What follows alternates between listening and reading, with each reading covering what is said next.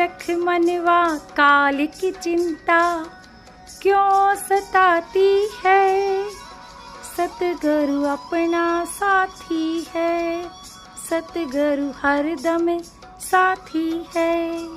लेकिन क्यों सुने हम संत रामपाल महाराज का ही सत्संग, जबकि वो तो ब्रह्मा विष्णु महेश की पूजा भी छुड़वा देते हैं।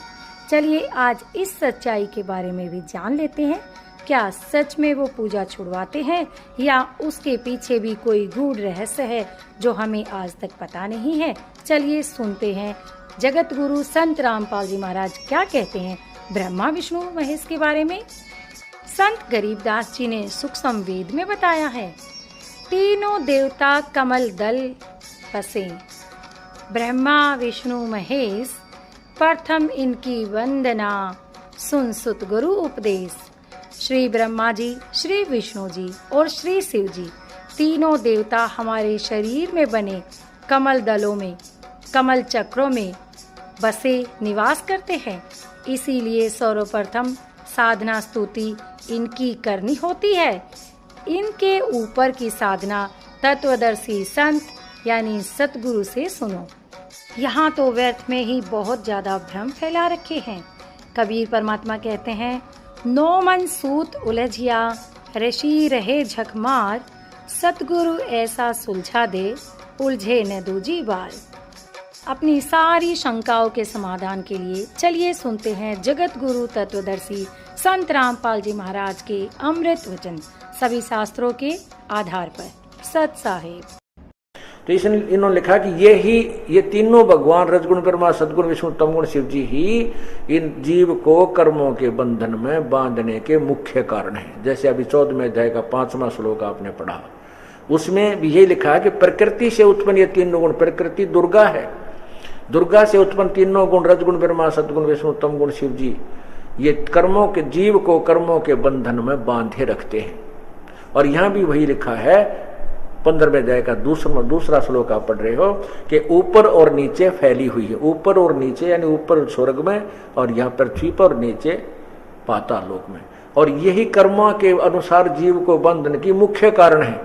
मूलानी, ये देखिए ये 15वें अध्याय का और ये जो है दूसरा मंत्र चल रहा है। अब आपने पढ़ा अधः नीचे और ऊपर, सर्वत्र नहीं है, ऊर्ध्वम ऊपर फैली हुई है।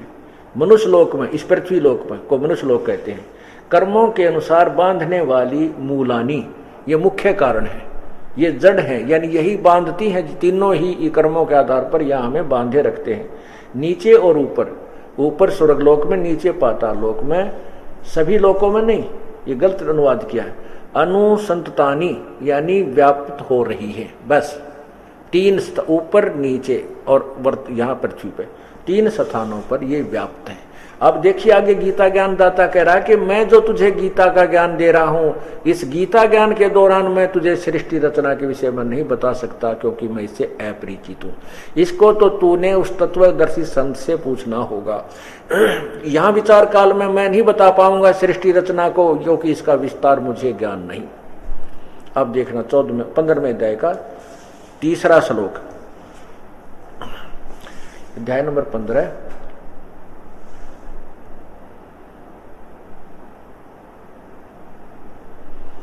अध्याय नंबर 15 और ये श्लोक नंबर 3, ये 3। इस संसार वृक्ष का स्वरूप जो मैंने बताया है, ऊर्ध्व मूलम अधः शाखम। क्या बताया इसने? ऊपर न तो मूल। अब गीता ज्ञान दाता ने तो 15वें अध्याय के प्रथम श्लोक और दूसरे में यह बताया कि ऊपर न तो जड़, नीचे न शाखा वाला ये अविनाशी रूख वृक्ष है। और जो इसके सारे भी भाग बता देगा, जड़ क्या है, तना क्या है, डार क्या है, टहनी क्या है, पत्ते क्या है, पत्ते, तो वो तत्वदर्शी संत है। यहाँ खुद कहता है कि फिर क्या बताया है कि इसके ऊपर को जड़ तो मूल मुख्य भगवान है, पूर्ण परमात्मा, और नीचे को तीनों गुण रूपी शाखा है। इतना तो दिया बता, रजगुण ब्रह्मा है, सतगुण विष्णु तमगुण शिव जी। शेष मैं नहीं जानता, यहाँ विचार काल में मैं नहीं बता पाऊंगा। अब देखिए अध्याय नंबर 15 का ये श्लोक नंबर 3,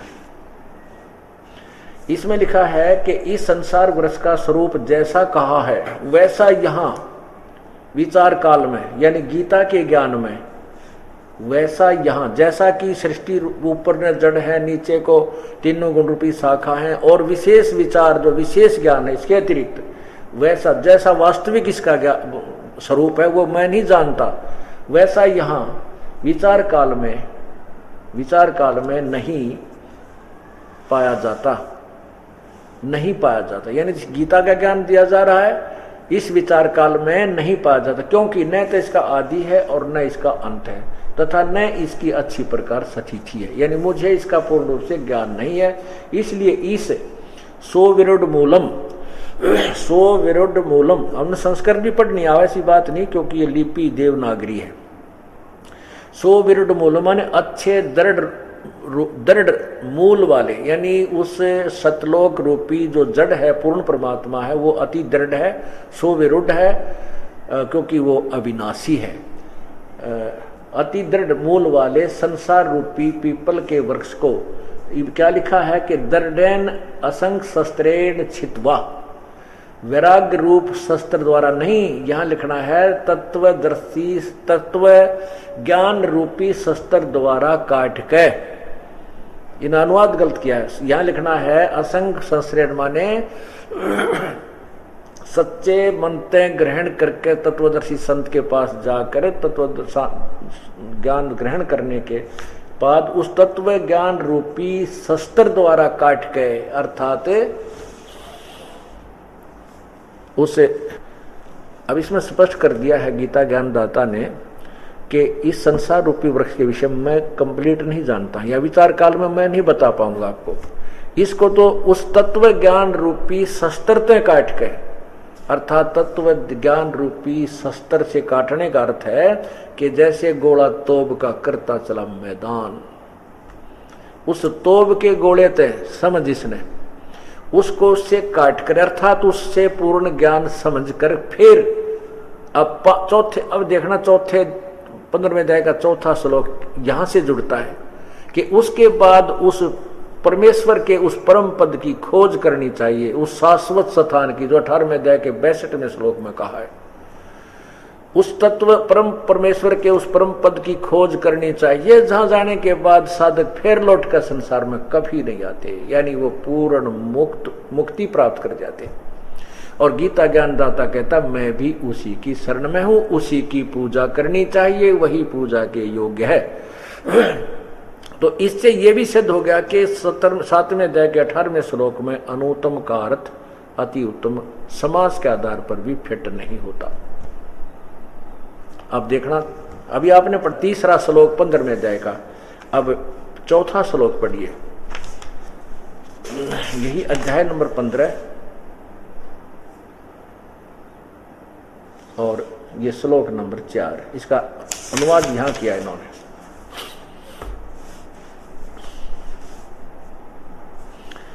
उसके पश्चात यानी तत्व ज्ञान समझने के पश्चात उस तत्व ज्ञान के आधार से भक्ति करके उससे काट कर, यानी उससे काटने का अर्थ यह है कि सत्य और असत्य का निर्णय करके उसके पश्चात उस परम पद परमेश्वर की भली बात को, परम पद रूप परमेश्वर को, परम पद रूप परमेश्वर को भली बाती खोजना चाहिए, जिसमें गए हुए साधक पुरुष साधक फिर लौटकर संसार में नहीं आते। और जिस परमेश्वर से यानी गीता ज्ञान दाता से अन्य कोई भगवान है जिसने सृष्टि रचना की है, जिस परमेश्वर से पुरातन संसार वृक्ष की प्रवृत्ति विस्तार को प्राप्त हुई है, अर्थात जिसने सारे संसार की रचना की है, सृष्टि रचना जिसने की है, उसी, और खुद गीता ज्ञानदाता कहता उसी आदि पुरुष नारायण के मैं शरण हूं। गीता ज्ञानदाता कह रहा मैं भी उसी के अधीन हूं। इस प्रकार दृढ़ निश्चय करके उस परमेश्वर का मनन और निधिध्यासन करना चाहिए। स्पष्ट हो गया कि गीता ज्ञानदाता कहता मैं भी उसी की शरण में हूं और उस परमात्मा की भक्ति ही करनी चाहिए। अब उसके बारे में तत्वदर्शी संत क्या बताएगा ये आपके समक्ष है। ये देखिएगा संसार रूपी वृक्ष। अक्षर पुरुष एक पेड़ है, ये इतना अक्षर पुरुष एक पेड़ है, निरंजन वा की डार, यो अक्षर पुरुष तना, ये यहां से पेड़ नजर आता जमीन से निकलते। अक्षर पुरुष एक पेड़ है, निरंजन वा की डार, यो देखो ब्रह्म, ये एक डार है, इसको ब्रह्म कहो, क्षर पुरुष कहो, ज्योति निरंजन कहो, काल कहो, ब्रह्मा विष्णु महेश का पिता कहो। निरंजन वा की डार, तीनों देवा शाखा है, ये पातरोप संसार। उस सवसम वेद में परमात्मा ने स्पष्ट कर दिया कि ये अक्षर पुरुष जो पेड़, क्योंकि पृथ्वी से बाहर जो नजर आता है उसको वृक्ष बोलते हैं, तो तना तो अक्षर पुरुष पर ब्रह्म है, और जड़ कौन है? वो पूर्ण ब्रह्म है, परम अक्षर ब्रह्म है। तो ये जड़ जो है ये तो परम अक्षर ब्रह्म है, ये जड़ है, पूर्ण ब्रह्म कबीर साहिब है, इसको परम अक्षर ब्रह्म भी कहते हैं, क्योंकि यहीं से सबको खुराक चलती है। 15वें अध्याय के 1 से 4 और श्लोक नंबर 16 और 17 का इससे क्लियर हो जाता है, क्योंकि 17वें श्लोक में, 15वें अध्याय के 17वें श्लोक में लिखा है कि पुरुषोत्तम, उत्तम पुरुष है तू अन्य, उत्तम पुरुष है तू अन्य, और परमात्मा इति उदारते है, जिसको परमात्मा कहते हैं, जिसको परमात्मा कहते हैं। देखो उत्तम पुरुष है तू अन्य, 15वां अध्याय है ऊपर ये, और नीचे आइए उत्तम पुरुष यानी श्रेष्ठ भगवान तो कोई और है जो 16वें अध्याय में 2 बताए, उनसे न्यारा है। उत्तम पुरुष तो अन्य, और जो तीनों लोकों में, यहां देखो जैसे इसमें कहा इस संसार में नासवान और अविनाशी 2 प्रकार के पुरुष, ये 16वें श्लोक में लिखा है, 2 प्रकार के भगवान हैं, और इनके शरीर में संपूर्ण प्राणियों के शरीर नासवान और जीवात्मा विनाशी कहा है। इन दोनों भगवानों से इस संसार में अविनाशी, नासवान और विनाशी भी 2 प्रकार के पुरुष यानी भगवान, इन दोनों से आगे लिखा है 17वें में कि उत्तम पुरुष तो अन्य ही है, इन दोनों से भी न्यारा है। इसमें एक और बात जो मैं सिद्ध करना चाहता हूं वो ये है कि जो तीनों लोकों में प्रवेश करके सबका धारण पोषण करता है वो अविनाशी परमेश्वर परमात्मा इस प्रकार कहा गया है। अब यही है कि जैसे ये जड़, ये वृक्ष है संसार रूपी वृक्ष, देखो अब इसमें जड़ है, इस जड़ से ही खुराक चलेगी, इस जड़ से आहार पौधे को चलेगा, इन सभी को ये जड़ रूपी पूर्ण परमात्मा ही इन सबको सबका पालन पोषण करता है। ये तीनों लोकों का पालन पोषण करता भी यही मूल रूपी भगवान है, यानी जड़ से खुराक चलती है, अर्थात परम अक्षर ब्रह्म ही सबका पालन पोषण करने वाला है, जो ब्रह्मा विष्णु महेश का भी, ब्रह्म इनके पिताजी का भी, ब्रह्म का भी और परब्रह्म का भी, ये पूर्ण ब्रह्म परम अक्षर ब्रह्म ही सबका पालन करता है। अब हमने उसी पालन कर पूर्ण परमात्मा की तलाश करनी है, उसके स्थान सतलोक में जाना है, उसके लिए अब विधि आपको बताई जा रही है। अब इसे स्पष्ट हो गया कि गीता ज्ञान दाता कहता है कि जो इस पूरे संसार रूपी वृक्ष के निर्णायक ज्ञान देगा वो तत्वदर्शी संत है। अब 8वें अध्याय के 13वें श्लोक में गीता ज्ञान दाता ने कहा कि मेरा तो एक ओम मंत्र है ब्रह्म का, और इसको जो अंतिम श्वास तक जाप करता हुआ प्राण त्याग कर जाता, मेरे वाली जो गति है उसको प्राप्त होता। और उसने अपनी गति को 7वें अध्याय के 18वें श्लोक में अनुत्तम बता दिया है। इसलिए कहा कि उस परमेश्वर की शरण में जा, 18वें अध्याय के 62वें श्लोक में, कि उस परमेश्वर की शरण में जा, उसके लिए तत्वदर्शी संतों की खोज कर उनके बताए अनुसार साधना करने से ही तू उस परमेश्वर की शरण में जा, उसकी कृपा से ही तू परम शांति और शाश्वत स्थान को प्राप्त होगा। ये देखियो 18वें अध्याय का 62वां श्लोक।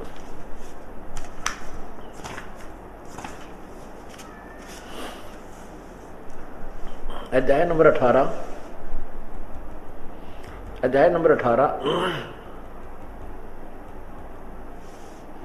और इसमें नीचे आइएगा 62वां श्लोक।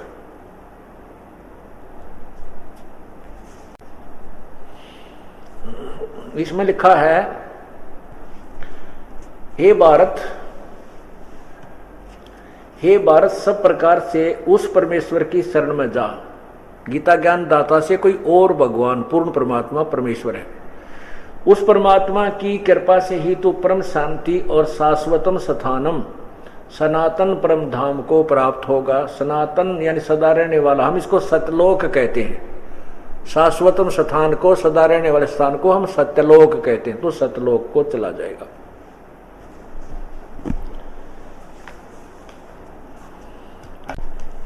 अब उसके पास जाने की विधि बता रखी है 17वें अध्याय के 23वें श्लोक में, जो आपको अभी बताया था। ओम तत्सत इति निर्देश है ब्रह्मण त्रिविध समर्थ है।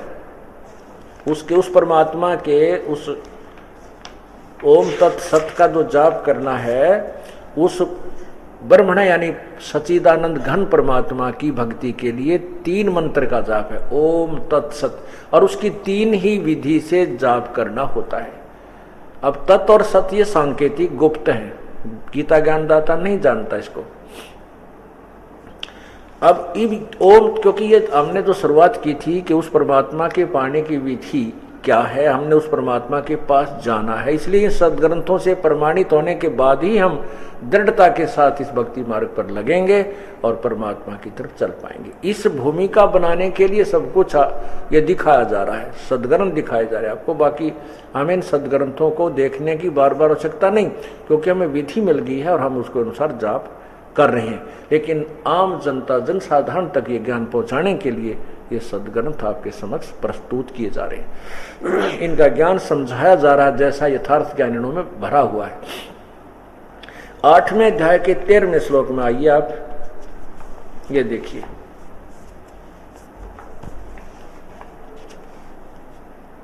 अध्याय नंबर 8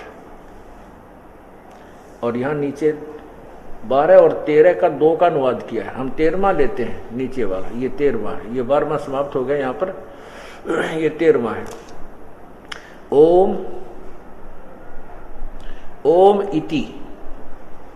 ओम इति एक अक्षरम ब्रह्म व्यवहारन माम अनुसमरण है। ओम इति एक अक्षरम ब्रह्म व्यवहारन माम अनुसमरण। माम ब्रह्म, मुझ ब्रह्म का, केवल इति माने यह ओम एक अक्षर है, स्मरण करने का स्पष्ट लिखा है। और यह पर्याति तजंदेहम, जो इसको श्वास अंतिम श्वास तक, शरीर छोड़ते तक जाप करता है, पर्याति तजंदेहम सयाति परमाम गतिम, अंतिम सांस तक जो इसका सिमरण करता रहता है वो परम गति को प्राप्त होता है। यानी इसने अपनी गति को पहले 7वें अध्याय के 18वें श्लोक में अनुत्तमाम बता दिया। मेरा ये मंत्र है और जो इसका अंतिम श्वास तक जाप करेगा वो मुझे प्राप्त होगा। 8वें अध्याय के 5 और 7 श्लोक में लिखा है कि मेरी साधना करेगा तो मुझे प्राप्त होगा। अपनी साधना को 7वें अध्याय के 18वें श्लोक में अनुत्तमाम, अति घटिया, अश्रेष्ठ को कहा है। अब ओम जाप तो है ब्रह्म का, और तत् और सत, ये तत् शब्द है, ये सांकेतिक है, ये जाप है परब्रह्म का, ये अक्षर पुरुष का। और जो सत शब्द है ये मंत्र है परम अक्षर ब्रह्म का, पूर्ण ब्रह्म का, यानी परम अक्षर पुरुष का, उसका जाप है। तो इन तीनों का मंत्र जाप करना पड़ेगा और तीनों की विधि भी 3 प्रकार से है। इसके सिमरण की विधि भी त्रिविध है, 3 प्रकार से है। ओम ब्रह्म का जाप है, तत् ये सांकेतिक है, जो सतनाम बनता है। ओम और तत् को जोड़ के 2 अक्षर का सतनाम बनता है। तत् एक सांकेतिक शब्द है जो दास केवल उपदेशी को ही बताएगा। अब इसमें स्पष्ट किया 17वें अध्याय के 23वें श्लोक में कि ओम तत्सत, ये एक 3 विधि से जाप करने का है। ये देखिए, ये 17वां अध्याय और यहाँ ये ओम तत्सत नीचे,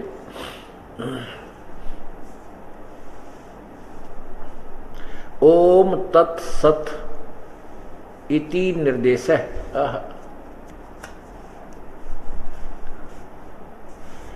ओम तत्सत इति निर्देश है ब्रह्मणे। और ब्रह्मणे का अर्थ क्या लिखा है इन्होंने? सच्चिदानंद घन ब्रह्म। और इस सच्चिदानंद घन ब्रह्म के बारे में कहाँ लिखा है? 8वें अध्याय के 8, 9 और 10 श्लोक में। ये देखिए, ये देखो, ये अध्याय, क्योंकि गीता को समझना है, बहुत गूढ़ रहस्य है इसके अंदर। यहाँ देखिए 8वें श्लोक में लिखा है, इन्हीं के द्वारा अनुवादित है ये 8वां श्लोक। हे पार्थ, ये नियम है कि परमेश्वर के अध्ययन के अभ्यास रूप योग से युग दूसरी ओर न जाने वाले चित्त से निरंतर चिंतन करता हुआ परम दिव्य पुरुष यानी परमेश्वर को प्राप्त होता है। अब देखो, जो सर्वज्ञ अनादि सबका नियंता, ये 9वां श्लोक है 8वें अध्याय का। सूक्ष्म से अति सूक्ष्म सबका धारण पोषण करने वाला, जो 15वें अध्याय के 17वें श्लोक में कहा है। और अचिंत स्वरूप, सूर्य के सदृश चेतन स्वरूप, अविद्या से अति परे सच्चिदानंद घन परमेश्वर का स्मरण करता है। ये सच्चिदानंद घन परमेश्वर गीता ज्ञान दाता से कोई और है और उसका स्मरण करता है। अब 10वां श्लोक, वह भक्ति युक्त पुरुष अंत काल में योग बल के से बरकुटी के माध्यम से प्राणों को अच्छी प्रकार यानी श्वासों के द्वारा अच्छी प्रकार स्थापित करके फिर निश्चल मन से स्मरण करता हुआ उस दिव्य परम पुरुष परमात्मा को प्राप्त हो जाता है। अब यहाँ लिखा है 17वें अध्याय के 23वें श्लोक का अनुवाद इन्हीं के करकमलों से देखिए। 17वां अध्याय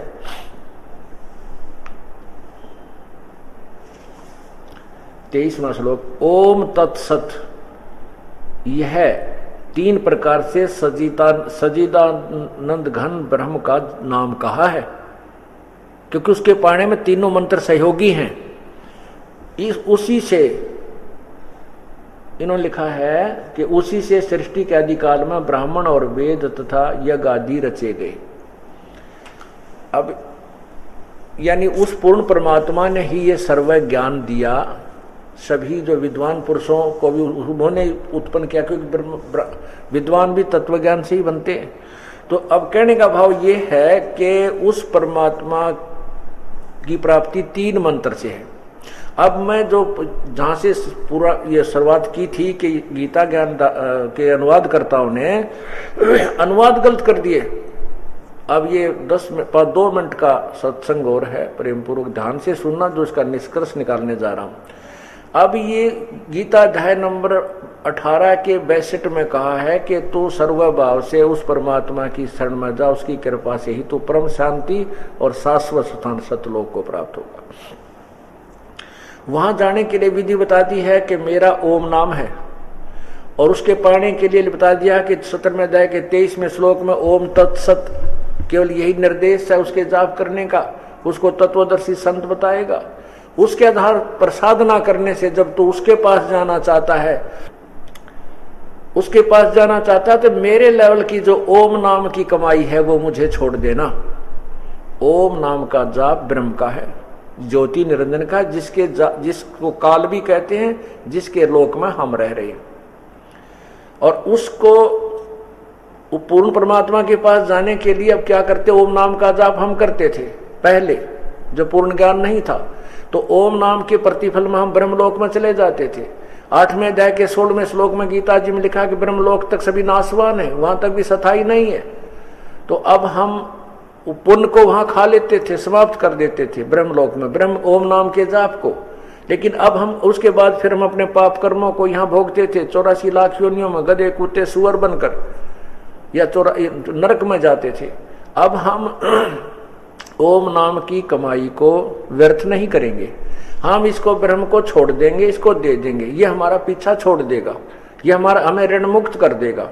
फिर हम उस परमात्मा के पास ले जाएंगे। वहां जाने के लिए वो अन्य 2 मंत्रों की कमाई, तत् और सत की, वो अलग से हमें काम करेगी। परब्रह्म को हम उसके ब्रह्म तत्व के मंत्र के जाप की कमाई छोड़ देंगे, फिर हम सत्य, वो वास्तविक जो मंत्र है वो हमें सतलोक ले जाएगा। अब तत्व ज्ञान को ना समझकर गीता के अनुवादकर्ताओं ने 18वें अध्याय के 66वें श्लोक में व्रज का अर्थ आना कर दिया, जबकि जाना होता है। गो इंग्लिश के अंदर गो मीन जाना होता है, उसका अर्थ कहीं पर कम लिखा हो तो उसको आना लिखा हो तो वो आदमी, वो व्यक्ति इंग्लिश से परिचित नहीं है, इंग्लिश का जानकार नहीं है, यही समझना चाहिए। तो उसके पढ़ाए हुए विद्यार्थी भी फेल हो जाएंगे क्योंकि उसने कच्चा उल्टा ज्ञान पढ़ा है। अब देखिए गीता अध्याय नंबर 18,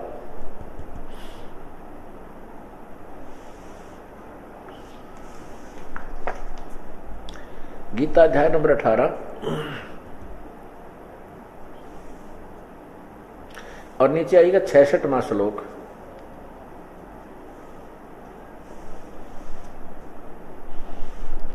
इसमें क्या लिखा है? सर्वे धर्मान, सर्वे धर्मान परित्यज माम एकम शरणम वर्ज।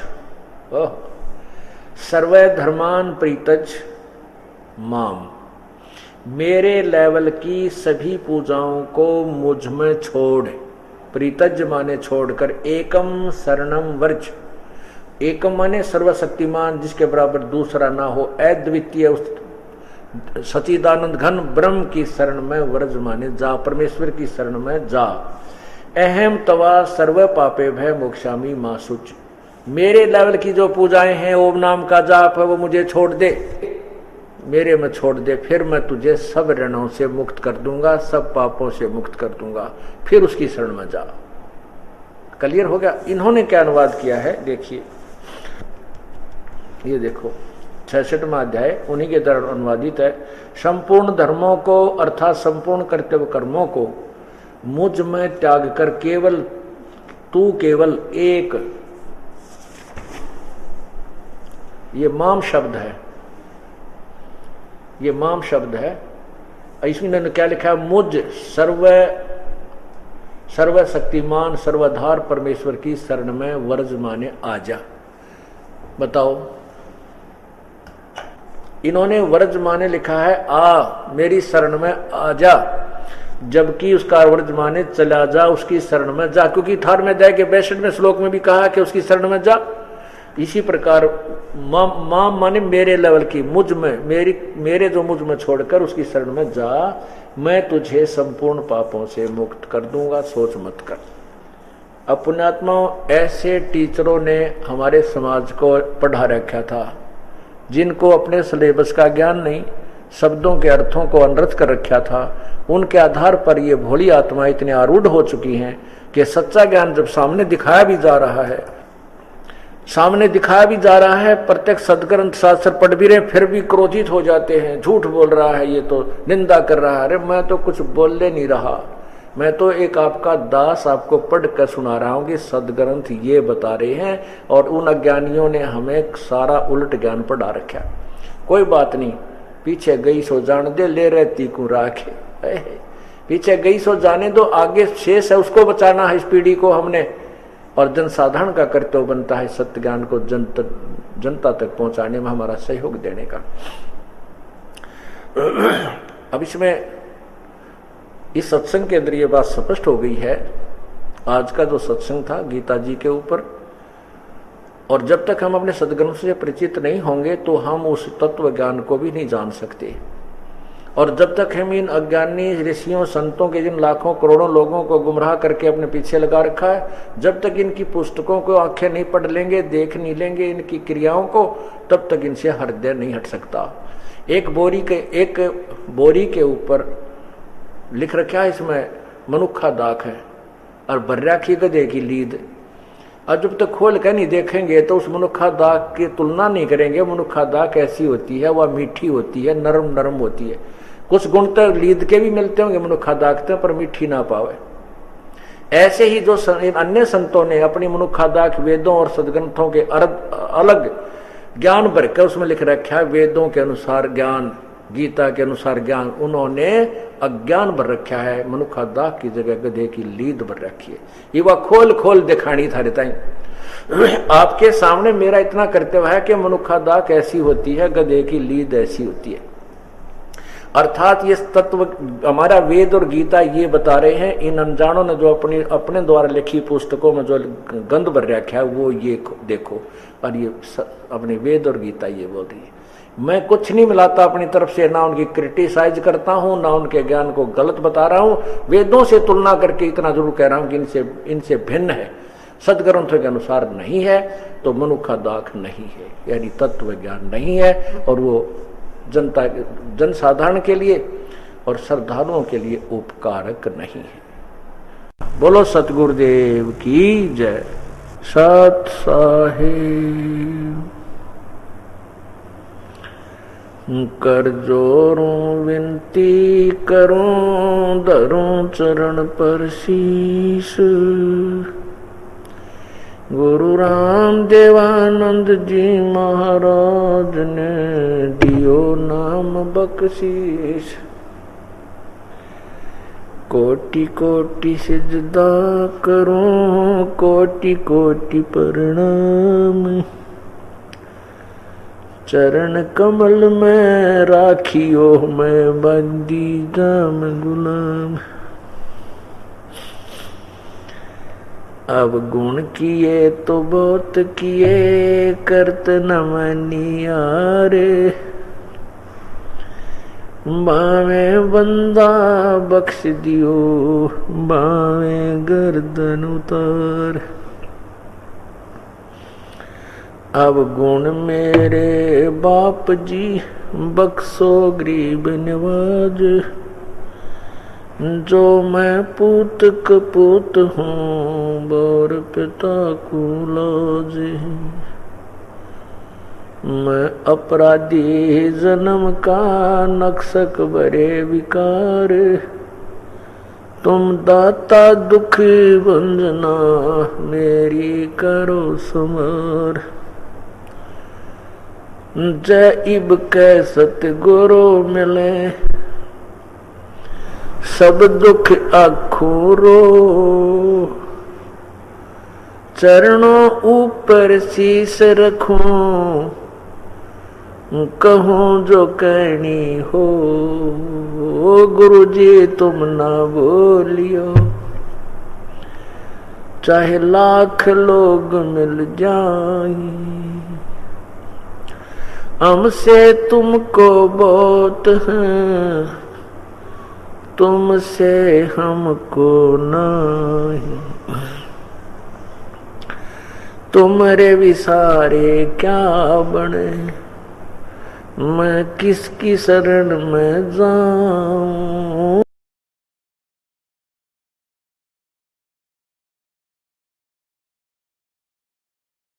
परमात्मा की कथा सुनो, परमात्मा की कथा की चर्चा करो।